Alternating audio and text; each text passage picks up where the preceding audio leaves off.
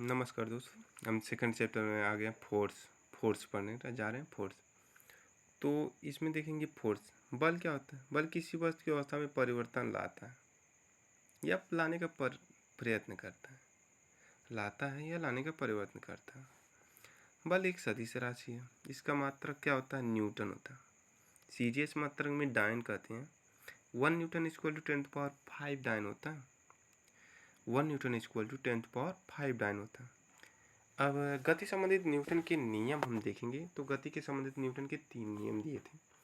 First नियम क्या कहता है? फर्स्ट नियम कहता है, इसे गैलीलियो का जड़त्व का नियम भी कहते हैं। जड़त्व नियम कहता है, वस्तु का वह गुण जिसके कारण वस्तु अपनी अवस्था परिवर्तन का विरोध करते। क्या करें? वस्तु का वह गुण जिसके कारण वो अपनी स्थिति के में परिवर्तन का विरोध करता है, वही जड़त्व कहलाता है। जड़त्व जो होता है ये मास पर डिपेंड करता है। जिसका जितना अधिक मास होगा उसका उतना ही जड़त्व होगा, इनर्शिया होगा। भारी वस्तु अपने अवस्था परिवर्तन का अधिक विरोध करेगी। भारी वस्तु अपने अवस्था परिवर्तन का अधिक विरोध करेगी। जड़त्व 2 प्रकार का होता है, एक गति का जड़त्व और दूसरा विराम का जड़त्व होता है। विराम का जड़त्व, यदि कोई वस्तु रुकी हुई है, मतलब विराम पोजीशन में है, तो उसके कारण जो उस पर बल लगाया जाए और जो जड़त्व उत्पन्न हो वो विराम जड़त्व कहलाता है। क्या कहलाता? विराम जड़त्व। अब दर्री, कपड़ा, कंबल झाड़ने पर धूल का गिरना, ये सब विराम जड़त्व के उदाहरण है। अचानक गाड़ी से चलने से थाली का पीछे रुक हो जाना, मतलब शरीर पर गोली मारने से चिटकता नहीं बल्कि छेद हो जाती है।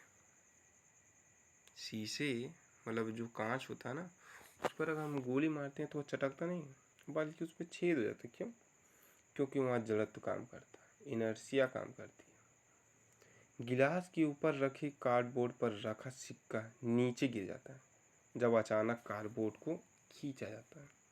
सब जड़त्व के कारण होता है। गति का जड़त्व क्या होता है?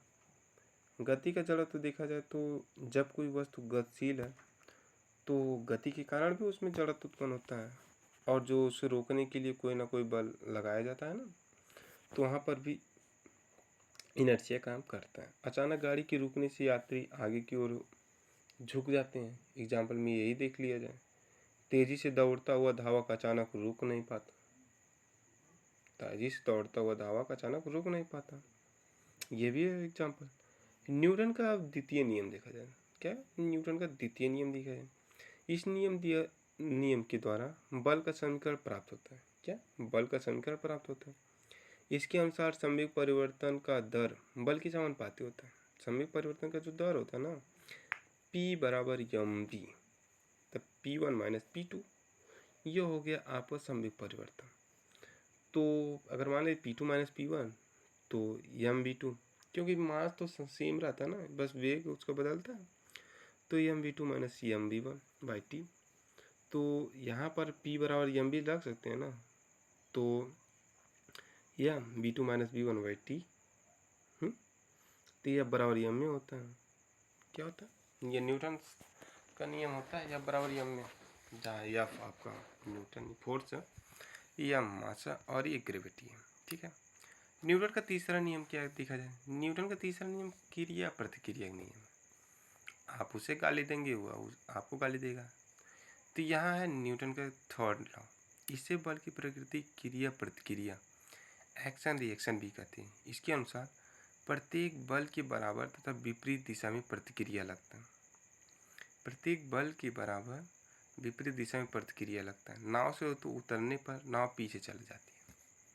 एग्जाम्पल में देख लें, नाव से उतरने पर नाव पीछे चल जाती है। बंदूक से गोली चलाने पर झटका देता है। रॉकेट नीचे की ओर बल लगाता है जिसके कारण वह ऊपर की ओर उठ जाता है। नोट, बालू पर चलना कठिन है क्योंकि वह प्रतिक्रिया कम लगाता है। बर्फ चलना कठिन है क्योंकि वो भी प्रतिक्रिया कम लगाता है, वहाँ पर फ्रिक्शन नहीं रहता, जबकि बालू में फ्रिक्शन ज़्यादा रहता है। और यहाँ पर अब देखेंगे हम संवेग, मोमेंटम। क्या होता है? मोमेंटम। तो संवेग कुछ नहीं होता है, बस ये द्रव्यमान और वेग के गुणनफल को संवेग कहते हैं। क्या होता है? द्रव्यमान और वेग की गुणनफल को संवेग कहते हैं। यह एक सदिश राशि है। क्या है? वेक्टर क्वांटिटी है। संवेग p बराबर एम भी होता है। तो एम का मात्रक किलोग्राम, बी का मात्रक मीटर पर सेकेंड होता है। तो ये एम एल टी माइनस 1 होता है। आवेग, आवेग हम देखेंगे आवेग क्या होता है इन पर, जब बहुत बड़ा बल क्या कर रहा है, जब बहुत बड़ा बल बहुत छोटे समय के लिए किसी वस्तु पर कार्य करता है। क्या होता है? जब बहुत बड़ा बल किसी छोटे वस्तु बहुत छोटे समय के लिए कार्य करता है तो उसे हम इम्पल्स या आवेग कहते हैं। क्या कहते हैं? इम्पल्स या आवेग कहते हैं।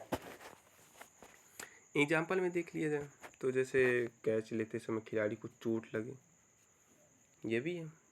अचानक गिरने पर हार्ड का टूट जाना, मतलब जो हार्ड मटेरियल है उसको टूट जाना, वह भी इम्पल्स के कारण ही होता है।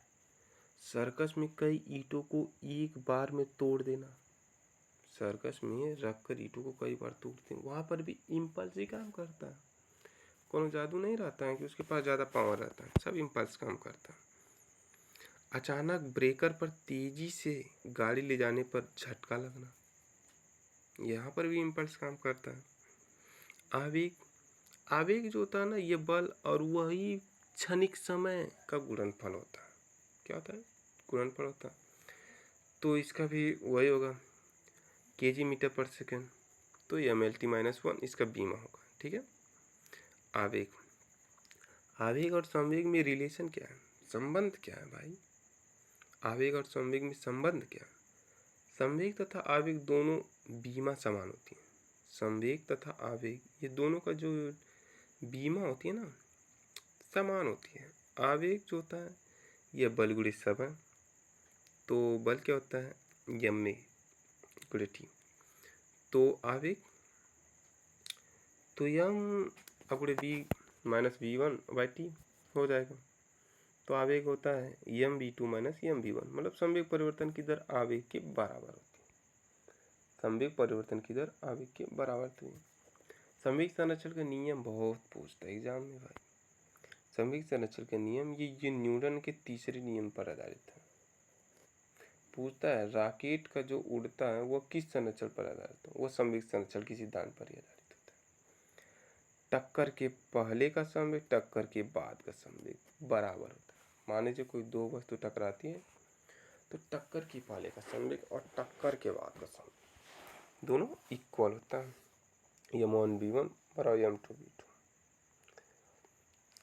यहाँ दिमाग देखें, रॉकेट अभी हमने जो बताया, ये रॉकेट जो ना ये रेखीय लीनियर मोमेंटम कंजर्वेशन पर आधारित होता है। रॉकेट जो होता है रेखीय संवेग संरक्षण पर आधारित होता है। नदी में छलांग लगाते समय गोताखोर अपना शरीर सिकोड़ लेता है ताकि उसका कोणीय संवेग बढ़ सके। क्यों? ताकि वो कोणीय संवेग बढ़ सके। अब हम यहाँ पर देखेंगे अपकेंद्रीय बल। क्या होता है? अपकेंद्र बल। किसी वस्तु को वृत्तीय पथ पर घूमने के लिए एक बल की आवश्यकता होती है। किसी वस्तु को वृत्तीय पथ पर घूमने के लिए बल की आवश्यकता होती है और उसी बल को हम अपकेंद्र बल कहते हैं। यदि अपकेंद्रीय बल का मान कम हो तो वृत्तीय पथ पर नहीं घूम पाएगा। कोई वस्तु वृत्तीय पथ पर गति करती है तो उसके लिए अपकेंद्र बल की आवश्यकता होती है। अगर वह ही ना हो या कम हो तो वृत्तीय पथ पर घूम ही नहीं पाएगा। अपकेंद्र बल प्राप्त करने के लिए मोड़ पर सड़क को घुमाव की दिशा में झुका देते हैं। यही अभिकेंद्र बल प्राप्त करने के लिए, जिसे सेंट्रीफ्यूगल फोर्स कहते हैं, प्राप्त करने के लिए सड़क को हम झुका देते हैं। क्या करते हैं? झुका देते हैं। पृथ्वी को सूर्य के चक्कर लगाने के लिए अभिकेंद्र बल जो होता है ना, ये ग्रेविटी के कारण से मिलता है। क्या? ग्रेविटी से मिलता है। यह बराबर होता है M B square, M B बटे आर स्क्वायर होता है। एम बी बटे आर स्क्वायर होता है जो अपकेंद्र बल होता है। तो यह बराबर एम बी बटे आर स्क्वायर, तो यह बराबर यम अब बी स्क्वायर अपन आर होगा। बी स्क्वायर अपन आर होता है। M B square upon R होता है ये बराबर M B square upon R, B बरा आर ओमेगा होता है, बी बरा आर ओमेगा आर होगा। तो आर ओमेगा अगर रखेंगे तो एम आर ओमेगा स्क्वायर बटे आर होगा। तो यहाँ से आ जाएगा यह बराबर एम आर ओमेगा स्क्वायर। अब केंद्र बल, अब केंद्र वैसा बल जो केंद्र से बाहर कार्य करता है, वैसा बल बाहर कार्य करता है, अब केंद्र बल कहलाता है। वैसा बल जो केंद्र से बाहर कार्य करता है, अब केंद्र बल कहलाता है। अब केंद्र बल के कारण क्या होते हैं, मतलब उदाहरण समझ लें, वॉशिंग मशीन जो होता है ना, ये अब केंद्र बल पर कार्य करता है। दूध से मक्खन निकालते हैं ना, ये अब केंद्र बल पर कार्य करता है। और अब हम देखेंगे वृत्तीय गति। वृत्तीय गति कर रहे किसी वस्तु का वेग स्पर्श रेखा की ओर कार्य करता है। वृत्तीय गति कर रहे किसी वस्तु का जो वेग होता है ना, वो स्पर्श रेखा की ओर कार्य करता है, जिस कारण रस्सी टूटने पर वस्तु स्पर्श रेखा की ओर चली जाती है। मान लीजिए कोई वृत्तीय पथ पर गति कर रहा है, तो अगर रस्सी टूट जाए तो वह स्पर्श रेखा की ओर चल देता है। वृत्तीय गति कर रहे किसी वस्तु का, वृत्तीय गति कर रहे किसी वस्तु का त्वरण केंद्र की ओर कार्य करता है। भाई अब केंद्र बल भी त्वरण की ओर कार्य करता है और त्वरण भी केंद्र की ओर कार्य करता है, जिसका कारण अब केंद्र बल भी केंद्र की ओर कार्य करता है। अब क्रिटिकल वेलोसिटी क्या होता है, क्रांतिक वेग, वह न्यूनतम वेग जिस पर कोई वस्तु ऊर्ध्वाधर वृत्तीय पथ पर चक्कर पूरा कर ले, क्रांतिक वेग कहलाता है। इसे हम बी सी से रिप्रेजेंट करते हैं। क्रिटिकल वेलोसिटी ये होता है R into G, R into G होता है, आर इंटू जी होता है।